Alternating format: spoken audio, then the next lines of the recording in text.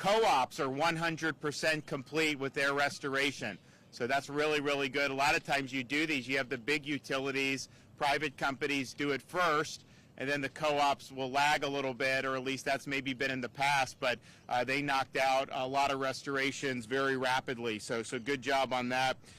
We still have Pinellas has about 17% that are out, and then Hillsboro's a little bit more than that. But I think both of the companies, TECO and Duke, have a pretty aggressive timeline for completion in those areas as well. So thanks for everybody who came and pre-staged. Obviously, you still have the remaining 3% of the state, and I know they're working hard to do it. But to have 2 hurricanes hit like this and have to do the restoration was not easy, and those guys have done a great job. We also, being here at Port Manatee, I'm going to have an announcement here with what we're going to do to be able to help things. But from the various ports, so since reopening fuel deliveries following the storm, 2,500 trucks have deployed from Port Tampa Bay to bring fuel to the region. They've unloaded a total of 5 million gallons of fuel from Port Tampa. That's 2 million more than they would usually do over a similar period of time. And then here in Manatee, and we'll say a little bit more about this because they weren't supposed to do anything by now, over 300,000 gallons and 60,000 gallons of diesel have been deployed, and they're doing more as we speak. Port Canaveral, because you had power outages and also damage at some of the West Coast ports, Port Canaveral over the on our East Coast has surged fuel, including to this region. So they've done 12 million gallons of fuel since the storm, and that is double their normal output. So that is something that is making a difference, and you're continuing to see more and more gas stations as they get power, also get the fuel. It's not 100%, but they're making good progress. Now, we have recognized that we want to get this fuel in as quickly as possible. It's obviously not the state that runs where gas goes. This is all private industry, but we have been able to help escort fuel with Florida Highway Patrol, as well as some of our local law enforcement, to be able to get it where it needs to go as soon as possible. So we've done over 100 tankers have been escorted just by Florida Highway Patrol since Milton made landfall. So I want to thank everybody for doing that. And that's great, and that's good progress. Those guys are doing it, and we'll say some stuff about what we're going to do here. We also understand that we needed to make sure that we were doing our part to surge fuel where we could. And so we have done that in a variety of ways, but one of the ways we've done that is we've actually opened up our own fuel sites over the weekend. So today we have fuel for the public. We're not even charging you. Free gas. Imagine that. Helps to have a budget surplus. When you have 12 fuel sites at the following, and this is till 7 o'clock tonight: Tropicana Rail Yard in Bradenton, Plant City Stadium in Plant City, Central Lot Parking Lot in St. Pete, South Florida State College, DeSoto Center in Arcadia, Charlotte Sports Park in Port Charlotte, Suncoast Technical College in Northport, St. Pete College Tarpon Springs, East Bay Raceway in Tampa, Bradenton Motorsports Park in Bradenton, Gulfview Mall in Port Richey, Wiregrass Mall in Wesley Chapel, Largo Mary Grizzle State Office in Largo in Pinellas County. So you can stay updated on fuel distribution sites by going to floridadisaster.org/updates. But you have those 2 sites, or those 12 sites. So we've deployed, just since Milton hit, over 2.4 million gallons of gas from our reserve. So that, all the stuff coming into the ports, Canaveral surging, Tampa surging, now Manatee getting back up and running, at least in a limited capacity, that is all just private sector, how it normally does. The 2.4 million is fuel that we stockpiled in advance of the storm and then have been able to do and bring it in. Now, some of that we've done where we had fuel centers when the storm was coming for first responder vehicles, so we wouldn't have any interruption in that. We have set up these fuel sites, and then we've also delivered gas directly to some service stations when that was something that could be helpful or appropriate. So even though we've gone through 2.4 million gallons, we've got over 1 million gallons between gas and diesel that are still on hand. We went through a lot this weekend with our fuel sites, but that's good. That's what it's for. If you have long lines at the service station, not every gas station has it. This is a relief valve where people can get their tank topped off, and so we're happy to do that. And in the entire fight, we have 500 tankers and 360 bobtail trucks that are helping to distribute with the fuel. So that's something that's good. That's something that we're happy to do, but we want to just make it so that the ports and everything are doing what they normally do and get it back to normal. And it is resolving.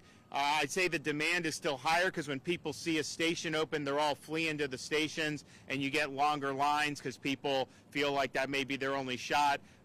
Once that's no longer the case, I think you'll see resolve. So that's going to happen relatively short order. So today, we're here to ensure not just with the fuel, but for all the things that Port Manatee delivers, we want to ensure minimal interruption to the supply chain as possible.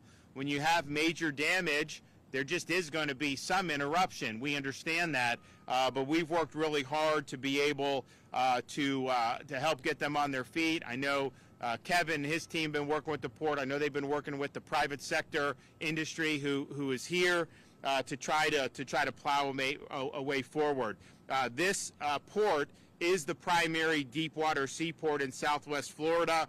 It handles 400 million gallons of transportation fuel, fruits, vegetables, appliances, construction materials, and wood for distribution across Southwest Florida, but also the greater Southeast.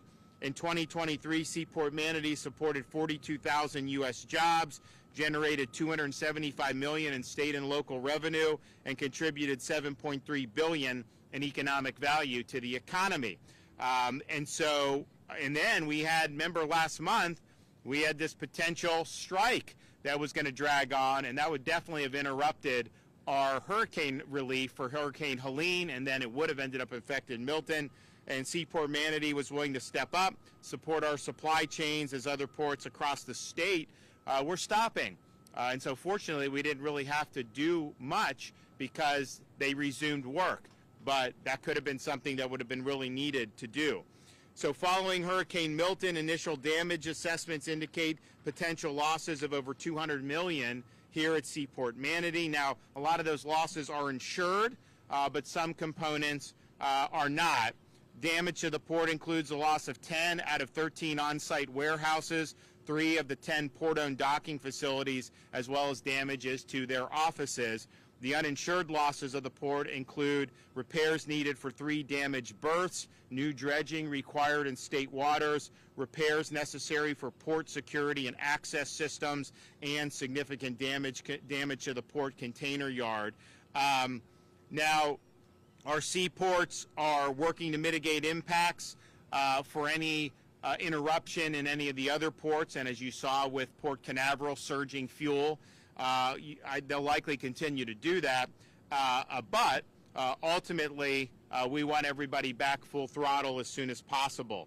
So to minimize impacts to Floridians and to ensure Seaport Manatee gets back to full and efficient operations as quickly as possible, I'm today announcing that the state of Florida will provide $9.5 million to jumpstart the recovery and help repair the impacted infrastructure. This investment will include $5.5 million for emergency berth repairs and dredging in state waters, $3.5 million for immediate security needs and access control, and $500,000 to support planning activities for fortifying port infrastructure.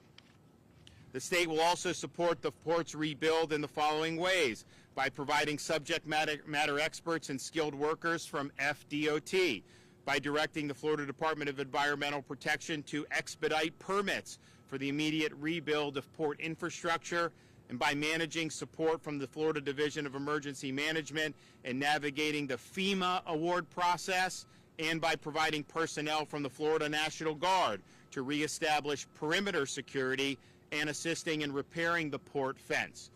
For every state dollar invested in seaport infrastructure, the expected return on investment for the state is $7. But even beyond that, we want to make sure that our supply chain is strong and that we get the port back to where it needs to be as soon as possible. So we're happy to be able to do this award, and I think it'll make a big difference. And I know there's a lot of other stuff that's going to be going on outside just what the state is doing. Finally, I'll just say, if you need help as an individual Floridian, the best way to do that is our Hope line, 1-833-GET-HOPE, 1-833-GET-HOPE. We've already helped over 5,000 individuals since Milton made landfall, and we've got a lot of organizations that are ready to go and help people when they're in need. And if you include the Hope bus, we've helped over 10,000 individuals with those deployments of the Hope Florida buses. So Hope buses today are located in Hillsborough at Mission Hill Church in Temple Terrace, Pinellas and Tangerine Plaza in St. Pete, and another one in Pinellas at Largo at Botanical Gardens on Almerton Road. So thank you for doing that. We also have Hope Florida teams in Zephyr Hills, Ellington, and St. Pete to support impacted communities. So I appreciate everybody for what they're doing. Those who have asked, how can I help? Well, one way you can help is the Florida Disaster Fund. So if you want to make a tax-deductible contribution, you can go to floridadisasterfund.org. This will be for both Helene and Milton relief needs, and for victims of both, either of those storms or both in some cases. So far, there's been $12.2 million raised in support of both efforts.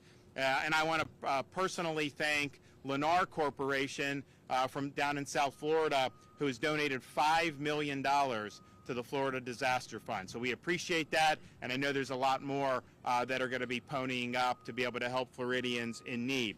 So we're going to hear from some other folks, starting with Kevin Guthrie. But before we do that, I think I actually have a check, and we will go ahead and present. So you want to come up here from the port?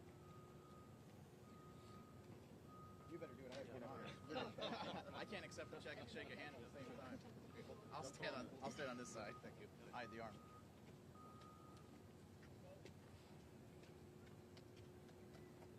All right, congratulations. We got it? All right. Thank you, Governor. Congratulations. Thank you, Governor. Absolutely. Thank you. Thanks so much. Thank you. All right. We'll start with Kevin Guthrie.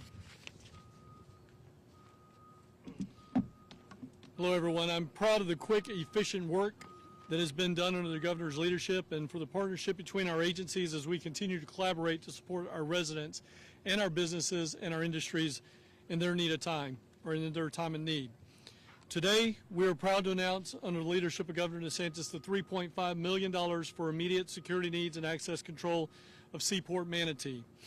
This will assist the port in navigating FEMA projects that are outside the scope of these awards. And what I mean by that is many of the awards here might be FEMA eligible, but some will not be FEMA eligible. So this will help on those that are not FEMA eligible. As the governor has already said, for every dollar the state invests, the state receives a $7 return on investment. I'm also have been directed by the governor to help remove as much red tape and bureaucracy as possible. So I'm going to designate my Deputy Executive Director, Stephanie Haupt, as your single point of contact in expediting any issues here at the port. The state continues our efforts to provide necessary resources to communities who suffer damages due to impacts from Hurricane Milton. We currently have 9 public fuel depots and over 20 points of distribution where residents can pick up water, shelf-stable meals, and other supplies. And I need to correct that. It's actually 12 public fuel depots.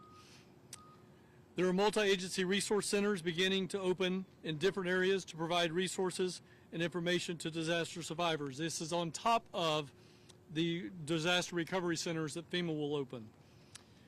For information on all of these resources, the best place to go is floridadisaster.org/updates for those locations. As we see rivers continue to rise in some areas, please stay out of standing water, as it can pose a significant health risk and contain harmful bacteria, displace wildlife, and can be deeper than what you may think. Assistance is available to residents who receive damages from Milton.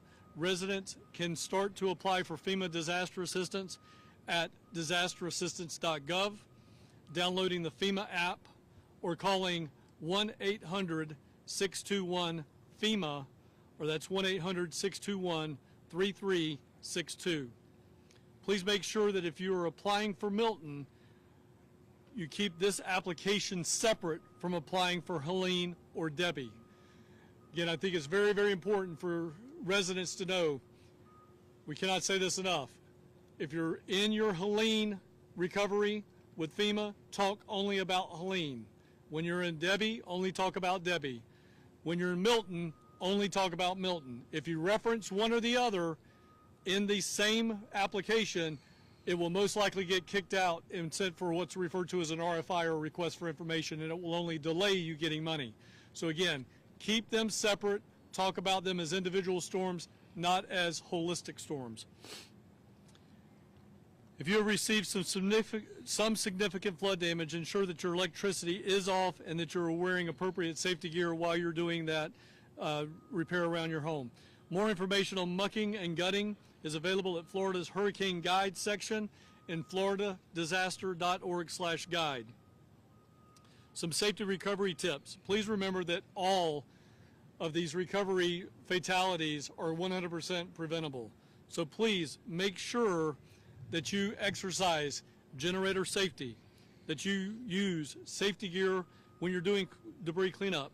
And then again, if you have no business doing any of the cleanup because of your age or some type of disability, please call us. We will send a volunteer organization to you to help you out. It can be done through it can be done through Hope Florida. It can be done by calling 1-833-GET-HOPE. It can also be done by calling Crisis Cleanup at 844-965-1386. Remember, volunteer organizations are free. They will not charge you. If anybody is out there trying to charge you and says they need cash up front, tell them to beat feet. Get out of there. They are not doing anything that's going to help you. They're going to try to take advantage of you. Before you hire anyone, you also can check that person's contractor license at myfloridalicense.com. Again, the State Assistance Information Line is open up 24 hours a day. That's 1-800-342-3557. That's 1-800-342-3557. There are English, Spanish, and Haitian Creole speakers available for you. Now, I know I've given out a lot of links and a lot of information today, but again, I'll recap the biggest things that you need to know. floridadisaster.org/updates. They could go and get all of the information. The best way to get it, and for the up-to-the-minute information, is to follow us at FLSERT on Facebook, on Instagram and X, and then at FDEM on Facebook. Again, thank you, Governor, for your continued leadership, and for the agency heads that are here, again, thank you for your collaboration and support as well. Okay. Governor. Thank you, Governor, and good afternoon. Really proud of what we've been able to accomplish thus far. FDOT has been working around the clock since before Hurricane Milton made landfall to get our communities recovered and back to normal. Really appreciate the Governor's leadership and the partnership with the Division of Emergency Management, the Florida National Guard, and all the other state agencies that have marshaled every available resource to get people back to normal. We at FDOT have been working diligently to restore all of the transportation infrastructure within our communities. Our bridge inspectors have completed inspections on over 2,400 local and state bridges since Milton made landfall. 97% of our traffic signals are back operational.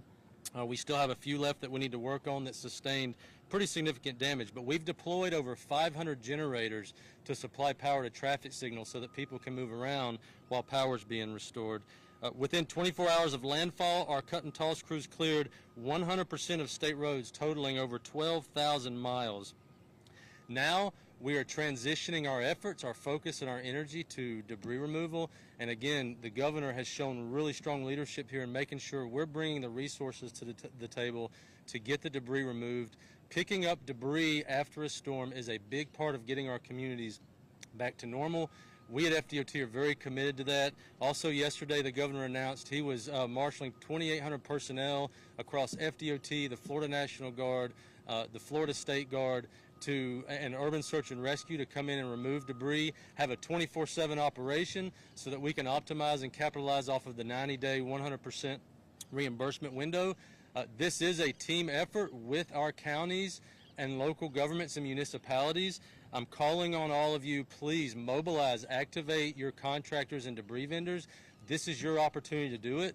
Counties and local governments are responsible for debris on local roads. Because of the governor's leadership and thanks to Kevin Guthrie, you have 90 days of 100% reimbursement. Let's get it going. And also really appreciate DEM rolling out the new tool to collect data based on debris removal and update that in a portal so that we can see transparency and see the progress on the debris that's being picked up. We've been in very close coordination with our airports and seaports. Sarasota Bradenton International Airport did sustain a lot of damage. In speaking with their CEO earlier today, they do plan to reopen their main terminal building on Wednesday. They've been moving fast and furious to make repairs to their main terminal building. In terms of seaports, you heard from the governor, both Port Tampa Bay and Seaport Manatee have been moving fuel. They've moved thousands of trucks. It's really good to see how fast they recovered and got that fuel moving again. But as you heard here at Seaport Manatee specifically, they sustained an estimated $200 million plus in damage from Hurricane Milton. It's something very difficult to recover from. Our seaports are absolutely vital to our communities, not only moving fuel into our communities, but also with construction materials to help them recover, and also perishables and vegetables and the things you get in the grocery store. So it's absolutely paramount that we get our seaports back up and running as quickly as possible, which is why I'm really thankful for the governor's leadership. We're here today to announce $9.5 million to do just that. FDOT is going to be contributing $5.5 million for emergency dredging in state waters, and also for emergency berth repairs so we can get this seaport back up and running. Also, under the governor's direction, we're going to be bringing our project management, our technical expertise, our project delivery expertise to help it be seamless and make it move as quickly as possible to get this seaport back to normal operations. Remember, if you're traveling, if you need information, you're going back and forth into the damage area, FL511.com is the place to get most up-to-date traffic information. We're updating that site live through our traffic management centers. It is the most accurate, the most up-to-date information, FL511.com. Again, Governor, thank you for your leadership.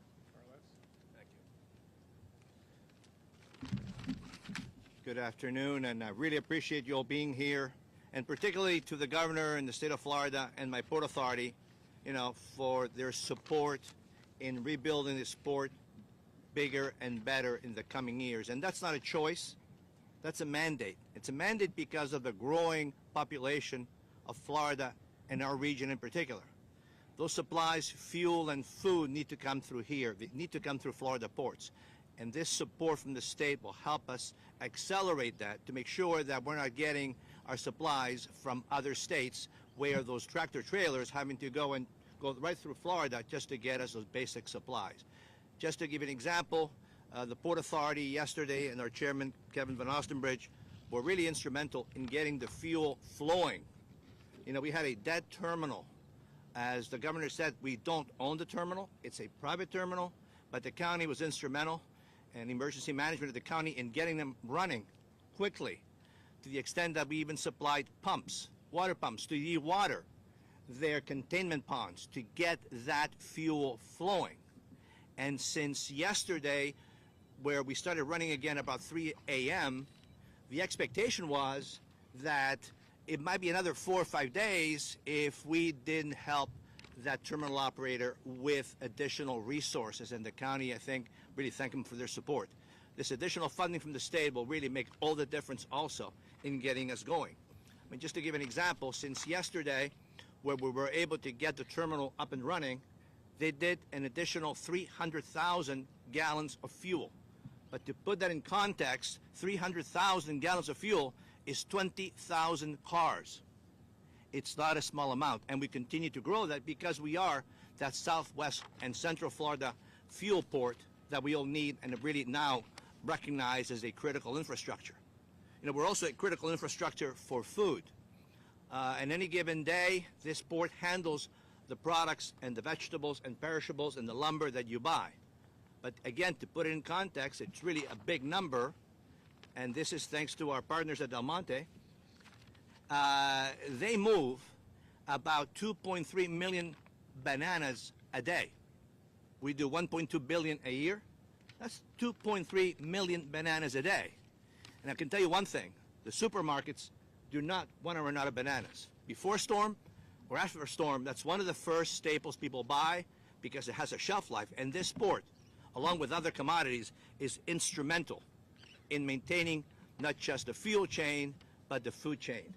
And really critical, you know, as our secretary said, that it keeps flowing and moving. And that's why, again, we appreciate so much, Governor, your assistance here. We also had to overcome, as the governor said, the strike that was upcoming, but here we were able not to be affected by the strike. Had the strike gone on beyond what they did, which was only a few days, it could have been significant disruption and would have caused this port even to even handle more cargo to maintain the supply chain. So we overcame that. 2 hurricanes. You know, I mean, we can't choose our hurricanes, but we can choose how we respond to the hurricanes. And resiliency, I know the state of Florida is one of the key objectives, and the ports go through resiliency and coordination with FDOT and emergency management to make sure that when something like this happens, we recover as quickly as possible and be online as quickly as possible. And that's our objective. Because we realize this port impacts the daily lives of the residents of Florida.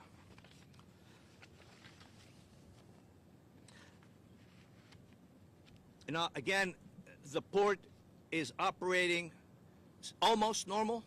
The fuel is flowing. The perishables are coming on, and the team effort that was made between the county commission and the Port Authority was really instrumental. I want to thank also the county's team that's here now that helped us throughout, and the staff at the county, as well as our customers and suppliers, which are here already, that are handling the products, because without them, you know, we're just infrastructure with water next to it.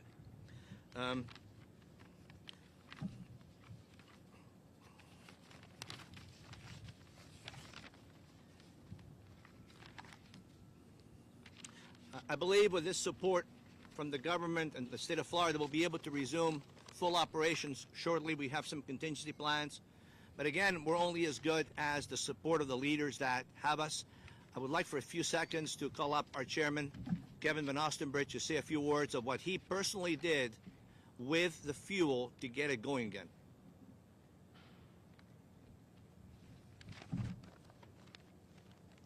Carlos, you're the man. I would just thank, I don't know why, who needs this so high? I would thank the governor, his team, Secretary Perdue, Kevin Guthrie, and the county level, Jody Fisk, Courtney DePaul, Charlie Bishop, North River Fire. We even had a hazmat unit out here at one point. Everybody was all hands on deck, all of these folks and their teams of people below them who helped to get us back online. We were told 5 days was the timeline to get fuel going again. And with a collaborative effort of the state and the county and the port and fire, we had fuel flowing in 18 hours. And I'm incredibly proud of all of them. They did a fantastic job.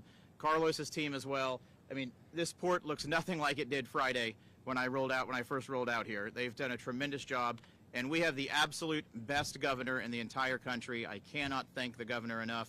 Coming in here with a check already, we're only a few hours into this, and he's already here with a check and helping us with security and helping us with dredging and all of the essentials that we need to get the port moving and get it back to full capacity. Thank you so much, Governor DeSantis. Thank you. Okay. And we're happy to help. We've also, so since Milton, we've responded to requests in Manatee.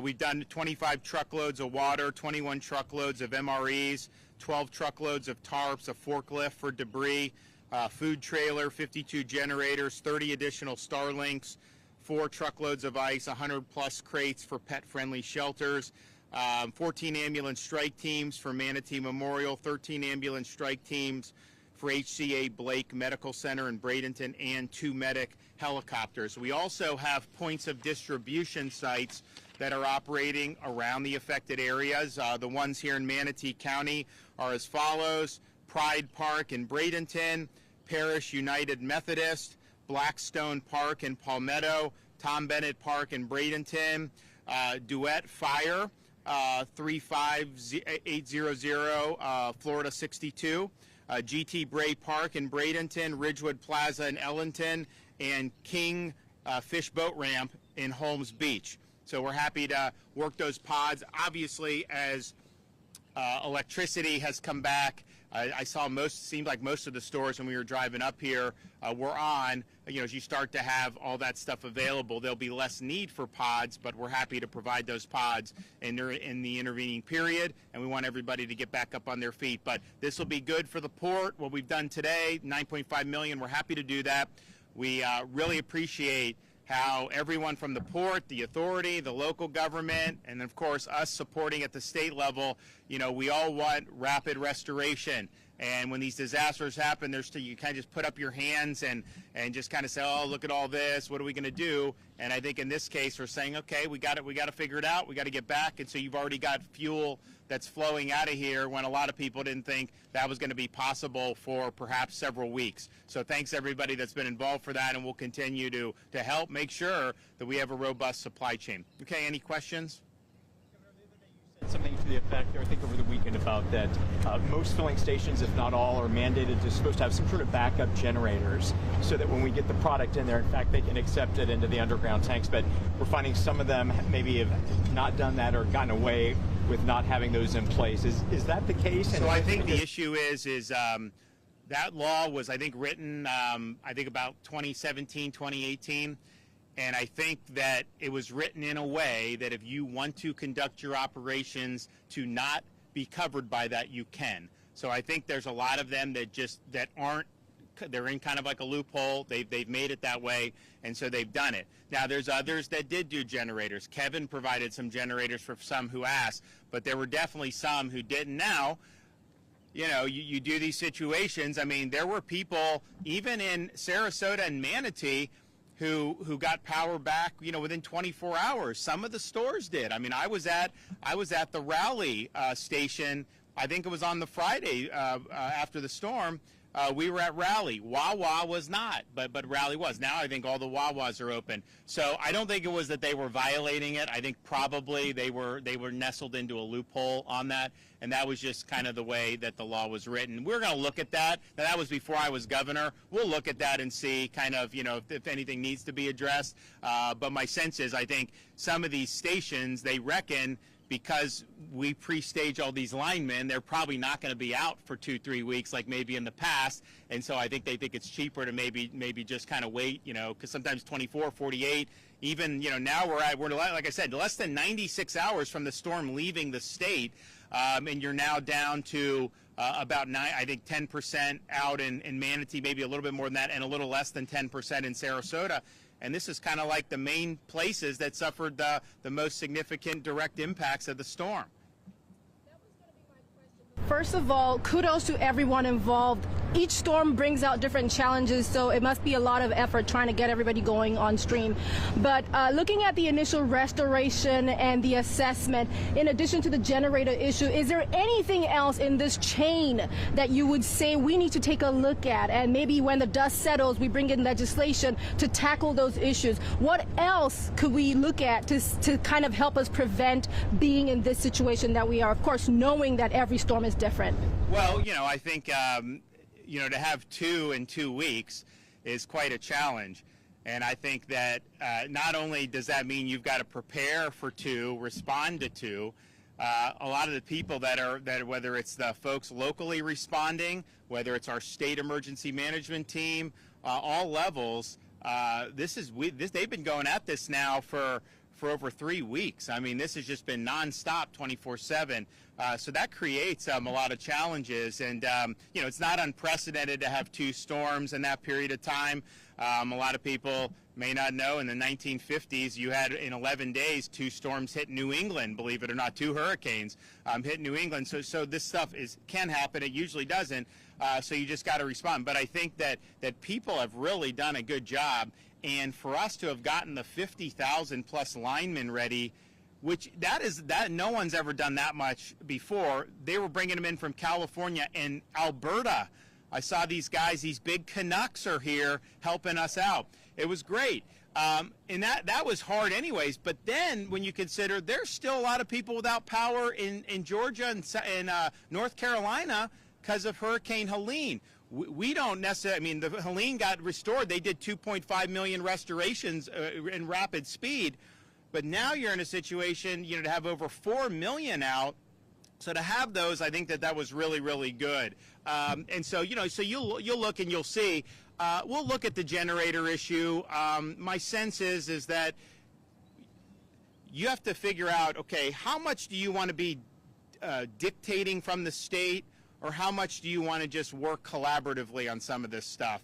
And to say we're just going to mandate almost anything, I don't know that that's necessarily the best approach. I mean, the fact is these are private businesses. The fuel supply is a private sector. We are not Venezuela. It's private sector.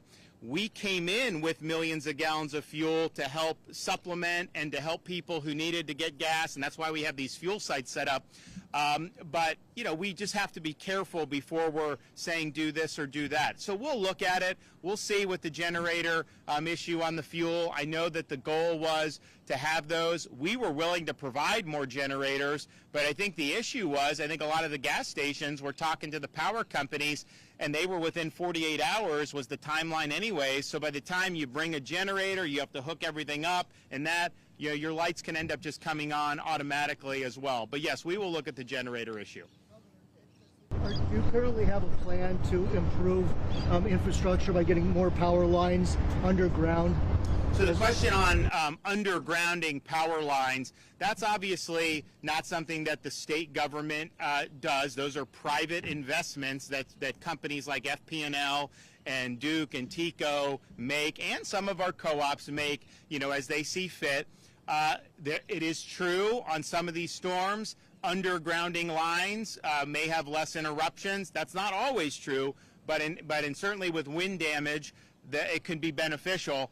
But it's also the case if a company does a big capital project to invest in that, you may see that reflected in your rates going up a little bit. And so not everyone wants to see that. So it's kind of making the decision, do they want to propose that? And then are their customers wanting to pay for it? And I don't know how all the customers are going to feel about it, but that's basically something that is done with these private companies making the decisions about how to do it. I will say this, you take a look at, and we'll get the full report probably in a couple days when we talk to more of these companies. But my sense is if you look at Ian, which was major, and then these two, my sense is that their infrastructure held up pretty doggone good, all things considered. You didn't see the same thing happen in some of these places in North Carolina. And I think it's just because in Florida there is an emphasis on making our infrastructure resilient, knowing we're going to face challenges, and we can't predict what's going to happen, but we know it will happen at some point. And to do that, so these things are built, the substations are raised. We did tiger dams in some areas. I know we did in St. Pete. I don't think it had any water with that. So you're putting tiger dams around some of the substations. I know we did the hospital in Helene with Manatee, and that worked too. So I think there's a lot of different approaches, but they have done more undergrounding in the last 20 years. That's not necessarily, I don't think the goal for them, and you'd have to ask each individual company, I don't think their goal is to necessarily have all underground, but when appropriate, I think they've done it. But it does cost money to do. And so if they're assuming those costs, most likely they would try to pass that on in the form of higher utility rates. Now, our utility rates are much lower than like a place like California because we don't have the green mandates, and we basically say we want affordable and reliable, and people are allowed to produce whatever energy is appropriate. But having said that, I mean, how much have things gone up over the last 3 or 4 years? People don't want to see that. So I think I think that'll be an issue. Moved mountains to try to get the debris out before Milton. Sadly, it seems like some of it is in the waterways, canals in Sarasota. I know there's a long laundry list of things to tackle. Is that on the laundry list to get rid of some of that stuff out of the water? we usually, when we do storms, the run-of-the-mill debris, that's under local contract, county contract, and due. Now, we came in and helped in kind of an emergency situation pre-Milton because we were concerned with the Helene debris, but we did over 40,000 cubic yards in 72 hours working around the clock, so it shows this can be done first. But even with that, even with us usually recognizing this is a local function, the state has helped with marine debris removal, and so we'll continue to help with marine debris removal. I know, Kevin, you guys are working in North Florida too. It's already under contract in Sarasota. The contractor's on site. So you're already in contract in Sarasota. Contractors on site, and we'll be doing that. And so that's great. And then I announced yesterday this additional push for debris. We're going to be putting in some of our assets, National Guard. We're putting in FDOT when appropriate. I mean, FDOT's got to build roads, and they have a lot of ongoing projects, so we don't want to stop that. We want to keep that going because we need that, and Florida needs that. But if I have some guardsmen, some of these engineering battalions that can help clear the debris, we can even use our state guard, some of our other state assets that can be used to take advantage of this 90 days. We're going to do it. We're also setting up now a debris removal portal that people can go look and see how much has your city removed in debris, how much has your county removed in debris, and you can chart that progress. Because I think that from a financial perspective, you want to get it done in 90 days if at all possible. Look, some hurricanes, it may not be physically possible, but I could say in almost every hurricane I've seen around the country, the debris takes longer than it should. And that's partially because of bureaucracy, part of because, you know, if the debris is just sitting there, there's other problems people look at. I get it. But we got 100% reimbursement that was approved by the president. We got to take advantage of that. And the sooner we do it, the better it'll be financially. And then the better it is for everybody. Great quality of life. You're going to have people, they're going to be coming down here soon. They're going to be able to see. You go out. We were just at Bradenton Beach, some of these other areas. They got hit twice. You know, let's move to get that debris out of there. And then it's going to be a great place to go in no time. Like there will be a very quick bounce back. I feel that. But I think this debris. So water debris, yes. Sarasota, we're already on it. And then we're going to be doing more on other debris because we know it's important. Okay, thanks, everybody.